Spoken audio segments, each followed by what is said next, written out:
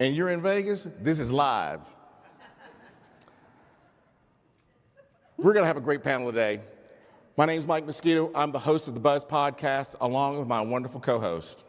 I'm Maureen Nylene. I am Mike's wonderful co-host, as he said. I'm also a nurse. I'm a technologist, and let's face it, healthcare's hard, right? And I've lived both sides. And here's what I know we're going to be able to agree on today. AI isn't going to fail because it isn't powerful. Instead, it's rooted, the best technology stories are rooted in governance, alignment, and ownership. So today, we're going to talk AI, but we're also going to talk about leadership choices. Well, I will tell you, representing both clinical and technical experience, we have Ultimed Chief Quality Officer, Dr. Jose Mayorga. Remember, if you address him, roll that R. And the Senior Vice President, CIO, Ray Lowe is joining us today. And from Parkland Health, we have Senior Vice President, Chief Health Officer, Dr. Brett Moran, and the CIO of Parkland, Joseph Longo. Welcome, everyone, to the HIMSS Executive Summit.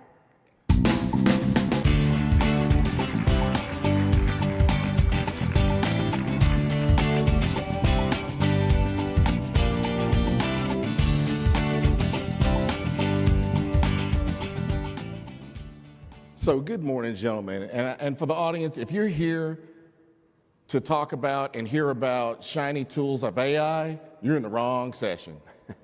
This is going to be your candid session of the day. We're here to talk about organizations that have been asked to do more with less and have an ROI behind that. And so we want to talk about what does that mean when you're not wanting to break clinicians or patients and you're in the right room today to hear about how these organizations are doing it. I'm Mike Mosquito, again, the host of The Buzz, and we give these candid conversations. Today, they're given to you live, and we're going to talk about what is actually working in our healthcare system. Yeah, and I think what's so important is that, again, this panel is balanced with some really fabulous clinicians and some technologists. So let's dive into this. So, the reality, Dr. Moran, talk to me, because you were attacked first as doctors with AI, right? Thank you. AI being in the room. Is it working or is it not? It's working when used the way it's supposed to, and when we turn it on blindly, it doesn't work very well. Do you think that as we move forward, from a doctor's standpoint, when you've got your CIO next to you, how do you relay that message to him? I say, Joe, we want it. And that's how it happens for you guys. No, but seriously, we have, I think that's one of the biggest risks you have is that it's a shiny bauble and everybody says, hey, there's a neat thing and we want it. And so that's where it's so important to have AI governance. And if you don't have AI governance and if you don't try to standardize what is important from the health system rather than everybody's shiny bauble, you end up having a lot of problems. Mm-hmm, mm-hmm. So a quick show of hands. We talk about these tools out here. Quick show of hands. How many of you are under pressures to reduce cost and increase margin at the same time? You're across each other. Quick show of hands. Tell your truth out here today. So we've got a lot of hands in the room, yeah. Right? Even our stage here. So as we talk about, that is why this conversation is important, because you try to do two things that are kind of intuitive for each other, right? So we're going to get into this conversation about digital transformation, not the art of the possible with possible AI, and the current continuum of care, and what does that look like, all right? So that's what our premise for today's podcast is about, live from this stage. We're going to level set. Healthcare spent billions on digital transformation, billions, yet many organizations are still struggling to show value. That's the honest truth. So we're here for a lot of technology today, but what is the most expensive technology investment made by your organizations and that didn't deliver on the promise when you looked at it? Ray, let's go to you.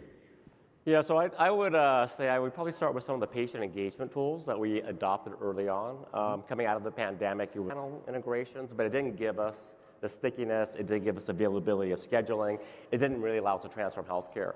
So where we are now, right, of course, we're now aligning in terms of what's happening into the EHR product so we can have really fully effective and full comprehensive views of the patient. Yeah. Okay, so let's talk a little bit about patient engagement, and what was the stickiness of that you just couldn't, was it a failure in workflow? What broke down there? Yeah, so we were a primarily Latino provider, and so many of the products that were created were not created for underserved, non-English speaking folks on there, which is a big gap, especially when dealing with health equity and how do you inform people of how to use the tools. So we could create tools, but they didn't know what to do with them. They weren't educated how to do it. And I think that we see that all the time. That's not anything new. What about, okay, Dr. Mayorga, from your perspective?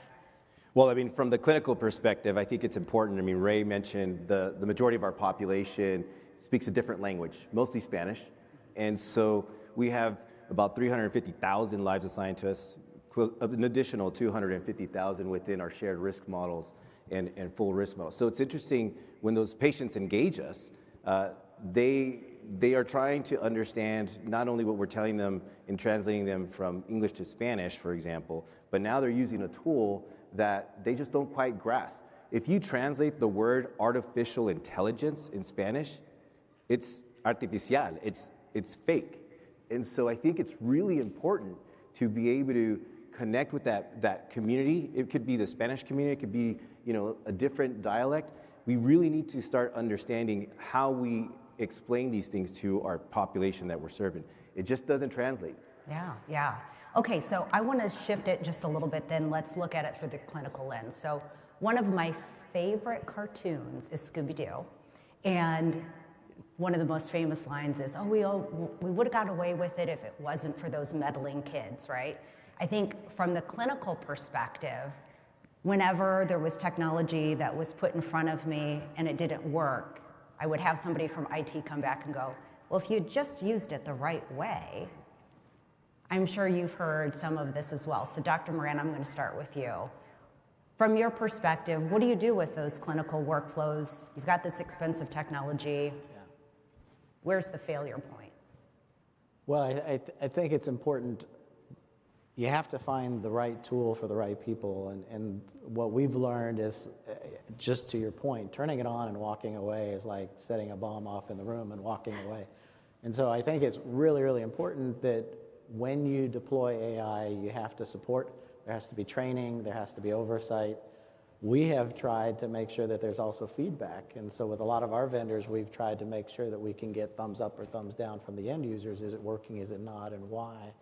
And so you cannot deploy AI at Parkland without training the users for appropriate use. That's now hardwired in our system. So we're trying to make it easy to do the right thing and trying to work with people to bring them the right tool. Yeah, that makes sense. And Joe, now from your perspective, obviously as CIO, how do you make sure that you engage with those clinicians and have those kind of conversations up front? Or I should say, do you? I'm supposed to. Yeah. That's key. Dr. Moran talked about it. The technology, 10 plus years ago, we were solving technology problems and workflow problems. Last 3-4 years, very few technology problems we're facing. It's people problems. We're in the people business. We're going to be in the people business more than we ever thought we would be as technologists. So, Dr. Moran talked about training, but it's overall change management, organizational change management. I know people are sick of hearing it, but that's our jobs. It's going to continue being our jobs. We're going to have to be organizational change leaders. So yes, I'm supposed to connect the dots between the technology and the clinicians that are using it. I don't know about Dr. Moran, but I think we get a solid B+ at times on doing that. We can do better. But yeah, there's going to be a more holistic view of what are we trying to solve? What are the problems we're trying to solve? What is the right tool for the right job? And then making sure that the whole community knows what we're trying to do, knows what the tool is supposed to do, and knows what the problem we're trying to solve. All of that being part of that organizational change management. Excellent. All right, gentlemen, so let's press the flesh here of CFOs and CIOs. Where do CFOs and CIOs still fundamentally misunderstand each other when it comes to the value and ROI, when it comes to tool to clinical value? Let's start with you, Ray. You're the CIO. Where's your CFO? Where does he get in the way? Yeah, this is such a great question because the CFO is looking for a hard ROI, right? And when can I achieve it, and why cannot I achieve it within this fiscal year or this calendar year? And on many of these investments we do in AI, it takes you 3 months of contract, 6 months to kind of implement it, then you got to season it, then you have growth and productivity, where you could actually start harvesting opportunities. But they're kind of looking at a much shorter time basis without clearly defined KPIs and clinical transformation and operations. Because to Maureen's point, right, it takes that operational buy-in and that change. I could deliver a lot of amazing things, but if they're not willing to change, earlier spoke about that, right, you have just another great widget out there. And from a CIO perspective, you can always do an ROI for a system replacement and show value, right, which have marginal things, but really the value of the AI transformation is getting that much more productivity from the digital workforce lift, right, and then allowing people to work in different jobs. Joe, for you, because I know there's fundamental misalignment when you're looking at a tool and the CFO is telling you, well, where's the ROI? We haven't even implemented it yet. We know what it should provide in value. You know why technically it's going to be of value. If you're going to rip and replace, if you're going to swap out something, or you see a need you've talked to your doctors. Do you have that misalignment more now or less now with these new advanced tools coming online? Because there's a lot that's happening on this floor this week. Full disclosure, I get along really well with my CFO. There's no misalignment. No, but He reports to the CFO. Yeah, I report to the CFO. The new cost of doing business is what we're running into a lot, or the new cost of providing care. A lot of the new tools, let's call ambient listening, really skeptical, really hard to draw the hard ROI. When we get doctors out of the business of pajama time, are they really going to take on and fill that empty space with more patients and see more patients? Probably a few percent of them, because that's their personality type, but the vast majority are going to take that, increase the quality of their interactions with the patients. They're going to take that time and do other value add things with that time. That's a hard ROI miss, but is it worth it? Yes. It's the new cost of doing business in the modern age. If we become one of those organizations that doesn't invest in ambient, we fall behind. Attraction, retention of providers, the people that expect this technology when they're caring for patients, that is that new cost of doing business. That's a new piece that we start talking about when we're in those boardrooms, when we're in with the chiefs, when we're in with the CFOs saying, is this worth our investment? Is it also that there's the soft ROI that goes along with that, though? Because I would imagine from a physician perspective, then Dr. Moran and Dr. Mayorga, you didn't go into healthcare to just sit behind a computer all day or do a bunch of documentation. And we're hearing more and more about physician shortages. So I'd like to know, Dr. Mayorga, maybe start with you. Tell me a little bit more about where you see that soft ROI. Well, I mean, we heard our speaker earlier talk about the reduction in healthcare workforce. I mean, the attrition on physicians is substantial. And think about this for just a minute. You know, he quoted some significant numbers, but even in more communities that are less fortunate or more spared will have less doctors available to be able to care for that population. Now, absolutely, I did not go into healthcare to document or write up specific diagnoses to ensure I'm capturing the right information, to get credit for it. They don't train you that in medical school. You don't get trained those things. And as a professor previously in family medicine, you know, those things are not what those learners are wanting to absorb. They want to know how to take care of patients. And so at some point, that transition has to happen of how do we use the technologies available to us to be able to capture that information to not burden the docs, particularly primary care. I'm a primary care doctor. I'm biased. You know, I love my profession, but it is extremely challenging to do the primary care work because we are the sole providers. We are expected to do a lot more, and so we don't want to be up late at night documenting. And that's the piece that we have to figure out to continue to support. That, to me, is a soft ROI of some of this ambient AI and a few other items. So. Yeah, Dr. Moran, what are you seeing? Yeah, I think to the larger overall question between CFOs and CIOs or between clinical and business, I think as healthcare systems have gotten more mature, just even from the EHR era. I was a CMIO in '09, and I used to butt heads all the time with my CIO. They did not get and understand clinical, and I was always advocating for clinical. And I think that there was a happy medium. I was oblivious to the financial aspects. They were somewhat oblivious to the clinical. I think we as a health system have matured a lot since then. That being said, I think AI is an interesting thing, and there was a great viewpoint recently, I think it was in JAMA Internal Medicine, about ROI for AI. And they did talk about there's a hard ROI and that you're going to find that with the dollars and cents, but there's also going to be a soft ROI. And you have to factor that in. And I think it's important for us as health systems that we look at both.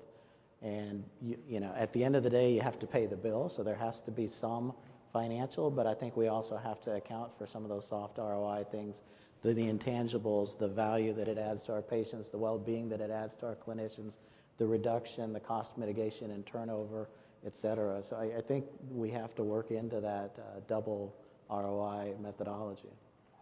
Yeah, makes good sense. So where have you seen, and so I'm going to take the doctor's standpoint here again, I'm going to pivot back, because again, you're presented technology, right? Or I would say that used to be the case, because now doctors are visiting shows. We have how many doctors do we have in the room this morning? Look at there, look at there, look at there. Yeah, yeah. We got doctors all over the room, right? Yeah. They're here doing their own research, right? So they're wanting to bring, whether it's to their clinic or to the facility, here's what I've seen that I think will work for us, right? So Joe, you are a facilitator of technology. These guys are your clients, they're right? You're facilitating, but for you, Dr. Mayorga, where have you seen measurable financial or operational impact from a physician standpoint? Not a theoretical, we put this in, trust me, it's gonna work. Tell me from your standpoint, where have you seen measurable financial or operational impact when we talk about these new advanced tools? You know, I think it's important to understand, you know, again, I'm quickly pivoting back to a CFO wants to see return within that fiscal year. Where I've seen it from a clinical standpoint, it helped me manage patients and my fellow colleagues, is really around the ability to capture those specific quality measures that we're so focused on, especially in primary care. And the reason why I say that is it's prompting me to ensure that I'm checking off those boxes, but it's not just checking the box. You know, we find that cancer early, we're saving that person's life, first and foremost. That's what we went into medicine to do. Second comes everything else. The financial cost of care dramatically drops. You're not having extensive hospital stays, you're not having extensive operations or chemotherapies, so we're treating it sooner. So I think that's a really important piece of how we like to propose it to our fellow clinicians. And I think most importantly is the more symbiotic the technology is with our clinical teams and the grasping of all of it together, not just our physicians, but our clinical staff, our nursing staff. Everyone rows together, we're gonna figure this out and be more efficient at it. All right, now let's get a little uncomfortable. This podcast is for. Where have you seen AI in healthcare be just overhyped? It was supposed to deliver, and right now it's just not delivering. All right, Ray, give it to them. Wow, it's a tough one, right? So, you know, where AI is most overhyping, all of the clinical decision support for being provided to physicians. They talk about ambient clinical, which is really a phenomenal breakthrough, and with more direct order entry is also great. Takes the hands off the keyboard for the physicians. But there's so much of a push, right, that the AI is going to make the diagnosis for you, right? And that's not correct. It's intended to be a tool to aid the clinician, perhaps to prompt the clinician, to Dr. Mayorga's point about proper CPT codings for, you know, properly managing our patients on there.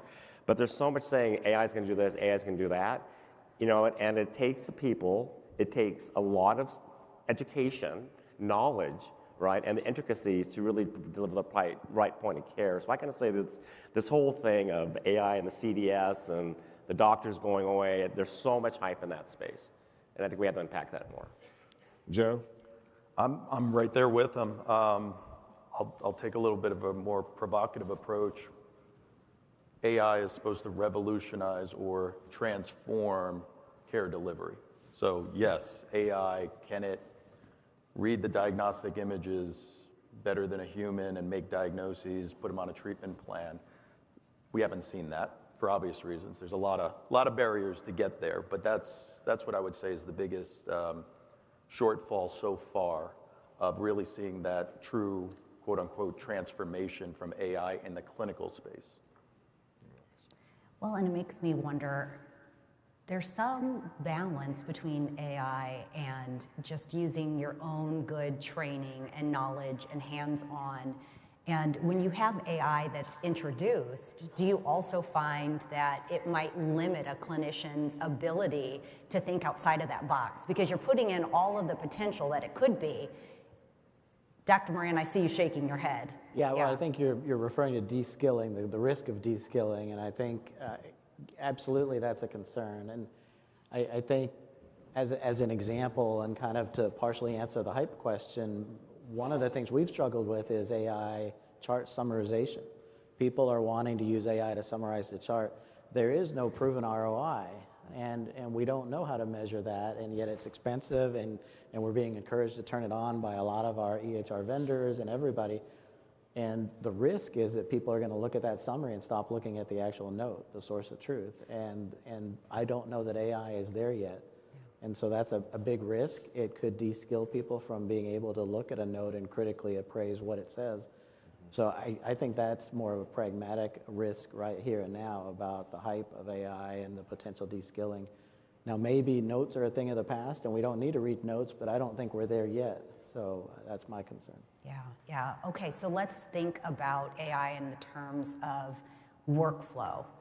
What do you think is harder, to implement AI or to develop the workflows that fit into clinicians?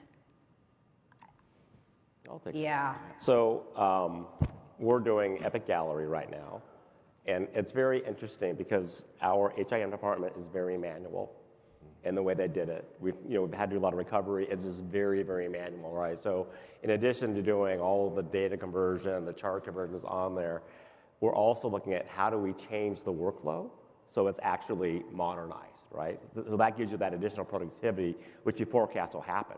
But you got to change how these 72 people do their work, right? And so that it's smarter and it becomes more efficient. So it's kind of a balanced question. The technology is probably more straightforward, changing the people, educating them, because they've done it for how many years? This is the only way they know how to do it, and doing it in a safe way so they feel supported. Yeah. Well, we hate to hear that phrase, well, this is the way we've always done it, but yet that's exactly what everybody expects to have as part of the next words that come out of their mouth, right? Because it's hard to make that change and move on to that next space. Joe, what have you seen? It's one and the same.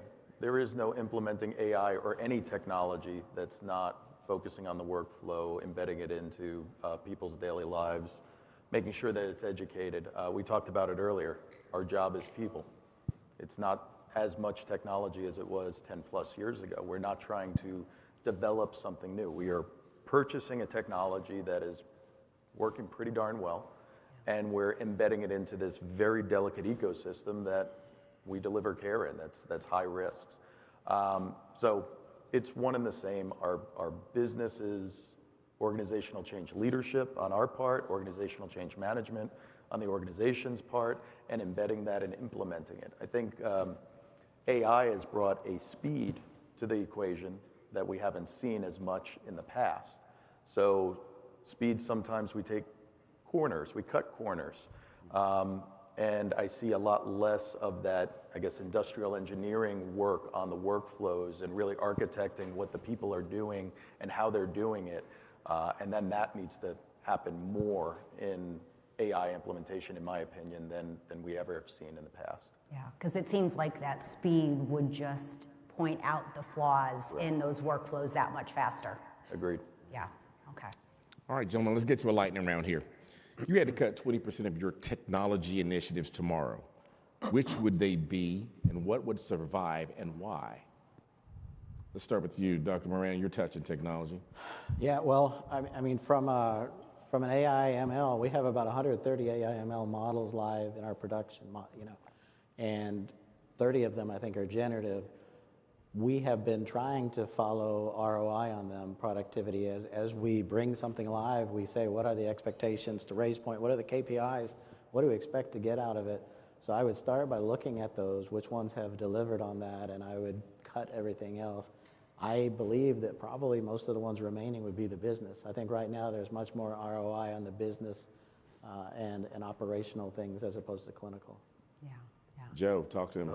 I'm gonna have to agree with Dr. Moran. Don't put me on record about that, but it's the lowest risk we have right now. If you told me got to cut right now because of the shortcomings of true transformation with clinical AI, meaning I can go full bore, whole hog into automation in the clinical space, which I can't today. I would cut some of those, and I would focus on the business and operational ROI that comes along with the AI in those spaces, because they're tried, they're true. Automation, there's less barriers to getting those implemented, and I would take my money and my ROI from there. And once we hit that point of removing those barriers in the clinical, then I would shift it more into those clinical. And I'm going to pivot here with you for a second. Are you seeing that, for you, from the CIO, from you and Ray's standpoint, that the integration outside of these clinical workflows, and when we talk about other strategies and solutions like integration with Workday and ServiceNow and all these others that facilitate, right, information, support, are those now bubbling up above or equal to clinical applications? I would say from an ROI perspective, absolutely. I don't think they're as sexy or cool as some of the promise that's in the clinical space. So obviously we're going to talk more about the clinical. But if you're talking about what can be automated from soup to nuts, from your, you said Workday, our HCM system, be authoritative and trickle down access management. Again, not the sexiest thing that people want to talk about, but there's hard ROI there. You can do this, people are doing it.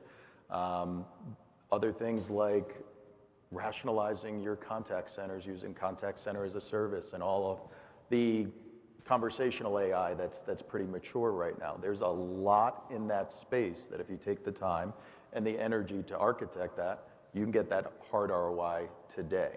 The clinical space, although sexy, which I'm really excited about, don't get me wrong, there are barriers to really see that full automation because of the things we talked about earlier. So that's why if you said right now, you had to cut 20% and seek that ROI, that's where I'd be.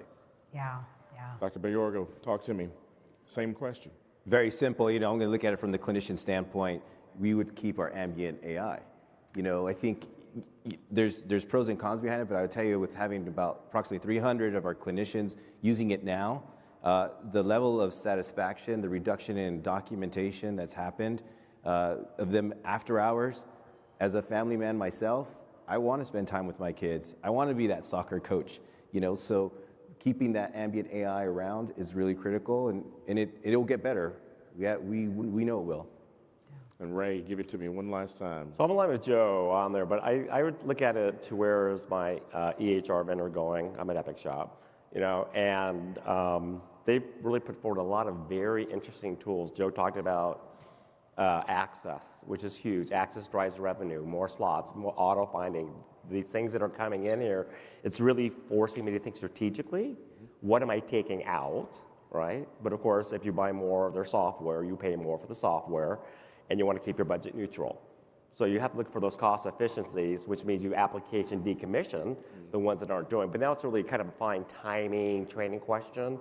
And you go to the back office on Joe's side of it, if you're not patient-facing, we should be able to do more digital workforce lifting, where things are all more self-service, more auto-tasked, right? And I think that's part of our challenge as CIOs is to do the whole thing, back office, clinical, it's revenue, et cetera, HR, and kind of come up with that whole package. It's a very challenging time getting all that data right. Okay, so I want to piggyback on what you just said then. You talked about lots of different areas that IT touches. So who owns the outcomes in your organization then? Is it IT? Is it financial? Is it clinical? It goes back to your original question, right? To the KPIs and the understanding. You can't do it all, right? And so we really have to target on those high valued ones that we're very confident that we can deliver the ROI. I mentioned like Epic Gallery, for example. So by doing an application replacement, I could show an ROI in a year and a half. That's straight math, right? But when you look at the productivity, the specialty notes that come in that are now part of the Epic chart for the provider, the improvement of quality, these things take time to be seasoned, and realized, right? So it's a partnership across. It's a partnership with physicians. It's a partnership with operations, and having them agree, right, that this is what we're going to do, and then giving a report card back to the business. This is what you did. This is what you said you do. This is where you are. Why did you not get it done? So the CEO does not beat me up for not delivering the outcome. Well, yeah, I mean, at the end of the day, I've been through this path a few times. Nobody wants to have to go to their boss and explain why something didn't turn out well, and that never feels good. But yeah, Joe, what about your organization? I'll give you a nuanced answer. Okay. We've set up governances, multidisciplinary governances for that reason, because depending on what you're doing, there needs to be input from all the different areas, from legal, risk, compliance, from clinical, providers, nursing, from IT, from operations. But I would argue, depending on what you're doing, the most influential person or group is the owner of that particular effort. So if it's an HCM redesign, really need to elevate those HR, OTM leaders to be the owner. The background, you still have that joint responsibility, and I'll never get out of the business of saying the buck stops with me as the CDIO. I own technology, whether it's successful or not. So working through that governance for that shared stakeholder engagement and ownership, but depending on which effort you're doing, elevating the most influential groups to make sure that that people part of what we've been talking about is handled, because you could put an IT person, you could put the CIO out there and talk to a bunch of MDs and say, this is what we're going to do, and here's why. I won't be as influential as our chief health officer. Mm-hmm. Yeah. Well, and I would imagine, Dr. Moran, that those initiatives are not going to go over as well if it's not messaged through the lens of a clinician. No, absolutely. I think it was interesting. We've been talking to a lot of different people at this conference, and when it comes to AI governance, there's kind of two phenotypes. There are those who have it as a completely isolated, siloed, separate project or governance within an organization, and there's those who embed it within and integrate it within the steady state of their digital strategy. We've done the latter. It's not that either is right or wrong, it's just different. And for that reason, we did it because we don't want AI to be approached as a one-off solution. It is a solution that is one of many things. Is AI the best solution for this, or are there other digital non-AI solutions? And so that's how we approach it, and hopefully because of that, we bring it in with multidisciplinary. We have our clinical, operational, business, IT leaders who help guide what are the right things for the organization, so from a systems strategy. Yeah. Dr. Mayorga, thoughts on that? Well, yeah, I mean, I think the most important thing to keep in mind is how I reflect on our teams. We have a very large interdisciplinary team involved in the overall governance of what's going on. In fact, there are numerous, champions or informaticists that we have within our space that cover every spectrum of the provider or clinical work team, from physician to nursing to pharmacist. So I think that really makes a huge impact when we have all those people together, having conversations with the operators, the finance folks. So again, very similar to what you hear to my colleagues to my right, but important really to remind folks, what are we doing here? We're taking care of populations, we're taking care of patients, and so how do all these augmented, technologies help support them? Yeah. All right, gentlemen, so you're in the boardroom. How often are AI or other advanced technology initiatives coming up? And when they're reviewed, are they reviewed like capital budget items with metrics and consequences behind them? How are they reviewed? Ray, talk to me. There's always the annual capital review, right, where you're listing all these new things that we should be doing, what the outcomes could be measuring to. So that's the first gate, right? Then the next gate probably comes like on a quarterly basis when you're measuring your delivery in terms of what is happening and how it's being realized. So I probably talk about to the board AI quarterly, but of course they may have a special topic. What is ambient clinical voice mean, right? How do you discuss that? So I bring a physician with me. I never talk about clinical delivery. I always have my doctors do it for me because that's not appropriate for me as a CIO. And I always, have my allies so we can inform the board, appropriately in terms of what's happening. Right. So you're a tag team in the boardroom. Is that same for you, Joe? I always tag team in the boardroom. I always tag team in the boardroom, yeah. Yeah, we definitely are. I mean, Joe is there for most all of the board meetings, and it comes up pretty much every month. Yeah. Our board is very interested in AI. In fact, we had the board do an AI resolution. They created an AI resolution which set the tone for AI for our organization. We thought that was very important from the top down. How do we want to use AI? What is our investment? What's our strategy? So it starts with the board, comes through our chiefs, and then goes out to the rest of us. And they're very engaged in it. They're very interested.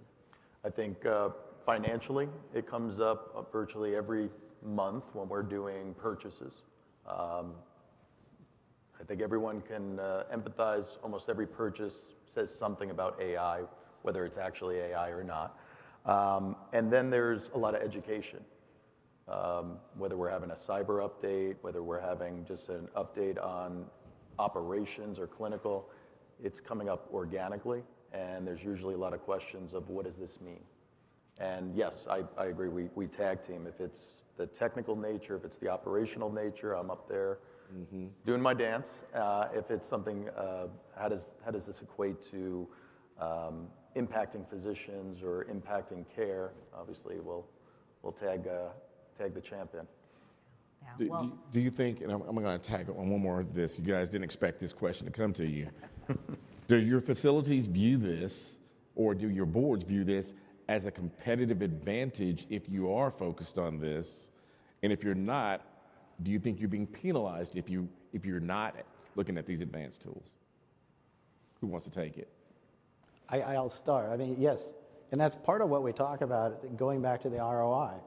So one of the more kind of, I guess, soft ROIs is the competitive advantage. Talking about ambient listening, clinicians who are looking for jobs are asking, do you offer ambient? And that's a competitive factor. Nursing is asking, do you have virtual nursing? That's a competitive advantage. They don't want to go somewhere where they don't have these advantages. So to some extent, whether these things offer ROI or not, they may become such steady state that they are something that's expected. They're becoming the new norm within healthcare. And if you don't have it, you're at a disadvantage. Okay, so hold on. Now I've got a question, Mike. Because Ray, you work at Ultimed with Dr. Mayorga. Correct. It's a federally qualified health center. So there's probably less dollars available to you. From a competitive standpoint, then, how do you get the right people in the room delivering the care if you don't have access to ambient or virtual nursing?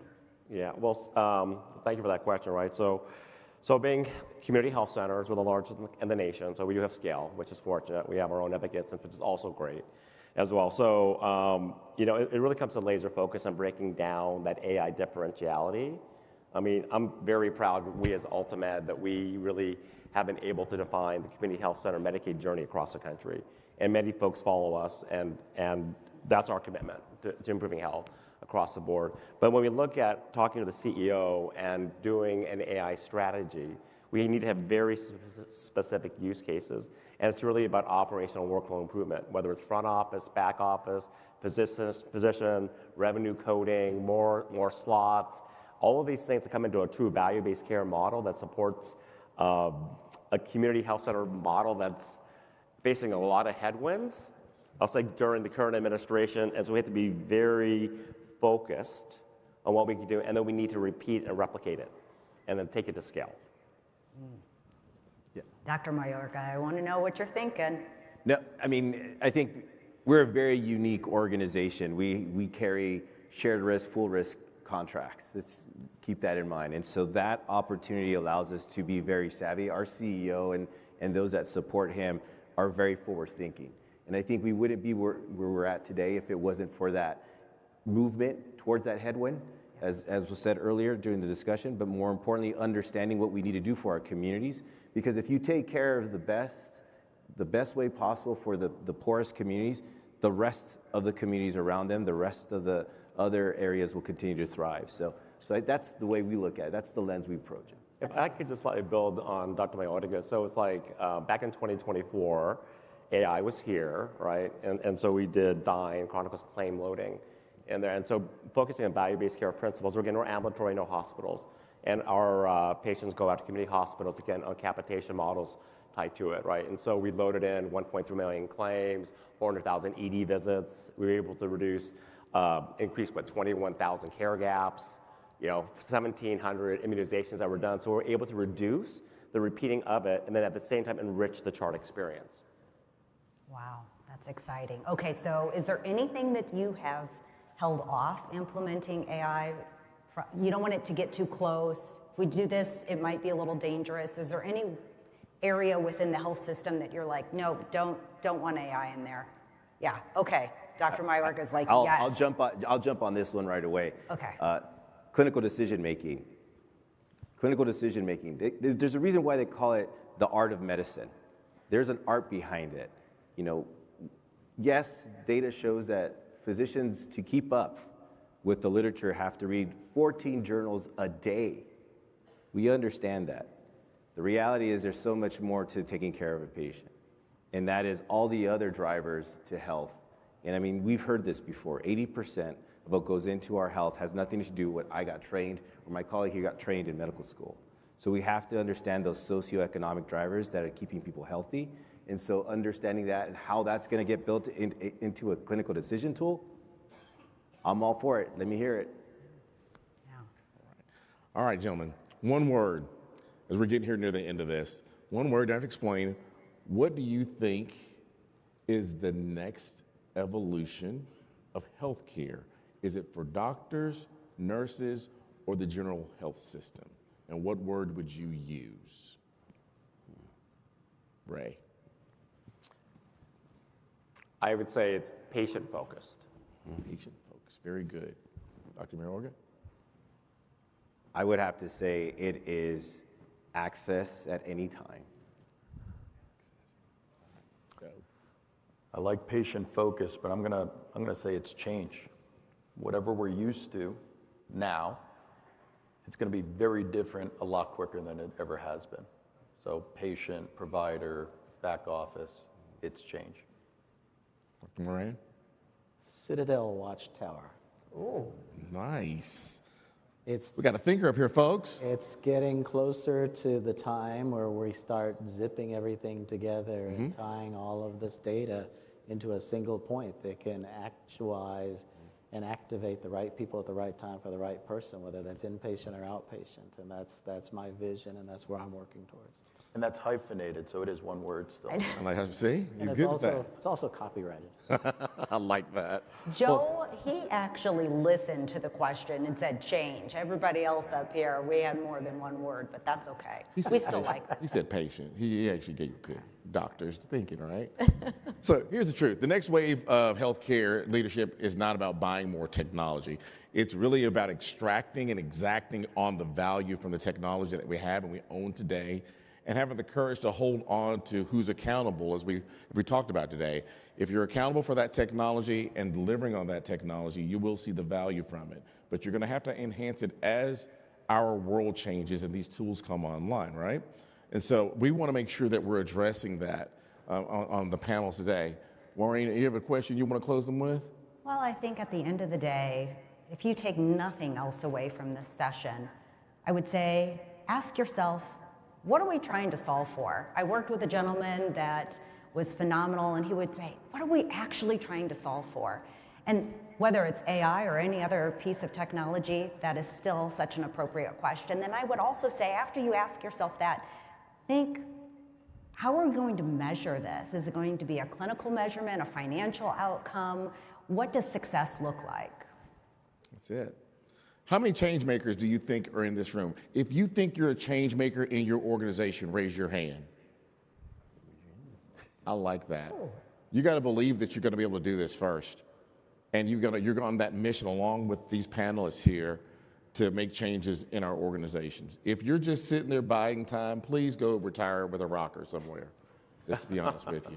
Go sit down. At some point, we all become a part of this system, whether we want to or not. And so we're here to make these changes and have these candid conversations about who's doing good, bad, or indifferent, and having these conversations hopefully impart some knowledge on those out there that want to learn more. We thank you for joining us and learning today and having these hard conversations in front of a live audience and the world of HIMSS Global. But the Buzz is here to give you these conversations, and we look forward to more candid voices on stages, online, and talking to you real soon. If you haven't seen or subscribed to our channel, please do so. If you want to get on our channel, try and find us while we're here at the show. And until next time, you keep buzzing. Thank you. Thank you, gentlemen.